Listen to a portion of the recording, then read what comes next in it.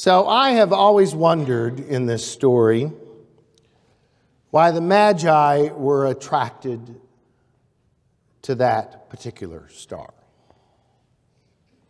So as I shared with the kids, there are so many myths, so many traditions around the story of the Magi that we often lose sight of what is to me a very interesting question: why that star? First of all, let me be clear, there is no indication it was ever just 3. We assume so because there were 3 gifts. Some traditions say there were over a dozen. Second, there is no reference to them being kings, but magi, who were part of a Zoroastrianism, astrologists, astronomers of their time, the scientists, if you will, of the ancient world, mathematicians. And third, we're not even sure they were men.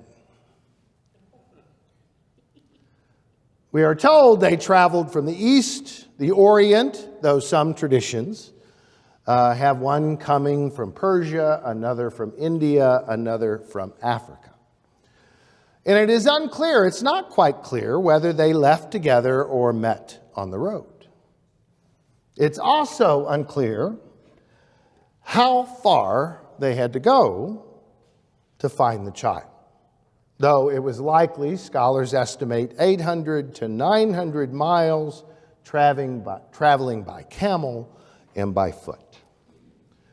And while tradition has them arriving 12 days after the birth, it was more than likely months, if not a year, if not 2 years of traveling before they found the child. I hate to tell you this, but our Christmas nativity scenes have it wrong. So the traditional stories about the Magi don't tell us why they followed that particular star. In my mind, I can kind of imagine one of the Magi saying to a fellow scientist, a fellow colleague at the university or at the school or at the royal court, that he was off to follow a star he sees. His friend asks, well, what star? Well, that one over there in the west. Well, there are lots of stars that way. Which one in particular? Why that one? Well, it's brighter than the others. Well, I guess so if you really squint your eyes. I suspect the Magi's colleagues are more than a little skeptical. Let's get this straight. You're going on a long journey across hundreds of miles of desert and of mountains by foot and by camel, traveling very possibly through very dangerous places where you can be robbed and at worst killed because of a star. I'm sure the colleagues are asking, you think there's something there at the end of the road? Are you crazy? There's no rational Magi in their mind who'd go on such a journey, but the Magi said, I have faith, I will follow the star.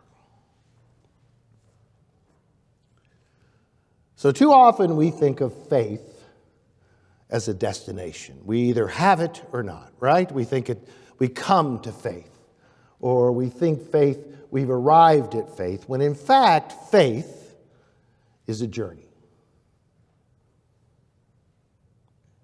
The story of the Magi, to me, is a metaphor, a powerful metaphor for all of us for the journey of faith, of all our journeys of faith. And it starts with a glimpse of something, right? Something maybe mysterious, maybe a light, maybe a glimpse of something in our lives, a hunger for meaning. Maybe faith starts in seeing light in the darkness of the world. Whatever, for most of us, there is some point in which we glimpse something, a light in the darkness of the world, and maybe even a light in the struggles we have within our own hearts and minds, the dark shadows of our own struggles, but we glimpse something. All of our faith journeys start with thinking something's out there, right? Something or someone. And if we have the courage and the faith of the Magi, or the courage and the hope of the Magi, we take that first step of faith and follow our star, whatever that star might be. And the truth be told, a journey of faith travels quite a long distance over difficult challenges and obstacles and even dangers. Every one of us who walk the journey of faith find ourselves sometimes in deserts where our spiritual lives feel dried up and we thirst. Every one of us who walk a journey of faith move step by step sometimes. Some days it feels like the sun is scorching us. And there are times in our journey of faith, step by step, where we seem to come to these mountains, unscalable mountains, impossible mountains to scale. And let's be truthful, the journey of faith, sometimes it feels dangerous at times, especially these days. Faith in something more, faith in light in darkness, is scary. And as if that's not bad enough, they've traveled for 2 years, and who do they meet? The journey of faith, the star leads them into conflict with King Herod. All the King Herods of the world, kings, more worried about their power, more concerned to use violence to impose their world order. These kings cannot abide a challenge to their place in the world. Does that sound familiar? These Herods of the world conspire. They wrap themselves up in flag and faith. They actually pretend to play and be and give religious homage. They plan, they scheme, and tragically, as the story you may not be aware, in the very next verses of the story, Herod commands the killing of children under 2. They slaughter the innocents. And the mothers weep, and grief fills the land. Brothers and sisters, the journey of faith takes us to some very scary places and evokes some unimaginable responses. And where does their journey, all these 2 years, hundreds of miles, where does this journey finally take them but to this nondescript, humble, mundane house in the backwater of Palestine? I'm not sure that's what they expected to see. Their journey of faith, maybe they expected some great epiphany, some great revelation, something for the reward of their journey of step by step through desert and mountains. But what they find is a woman holding a child.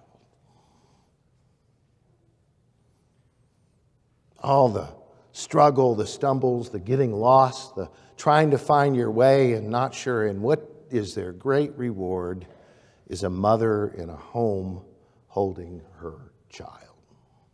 Not the kind of king we expect, not the King Herod of the world, but a baby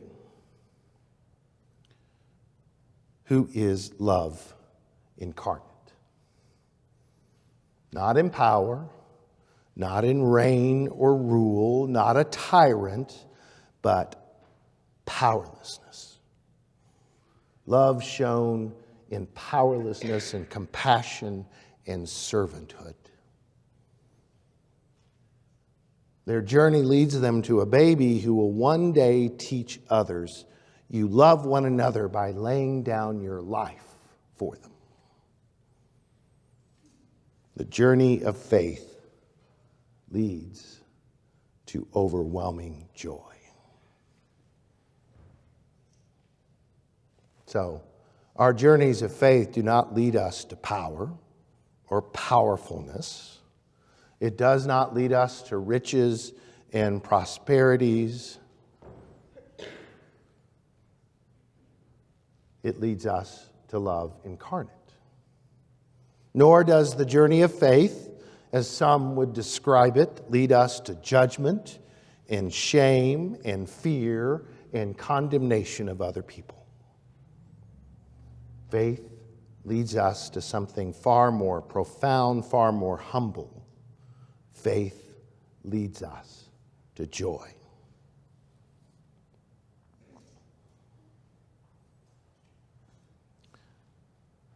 But even then, the journey doesn't end, right? We are told the Magi left for their own country by another road. They're different.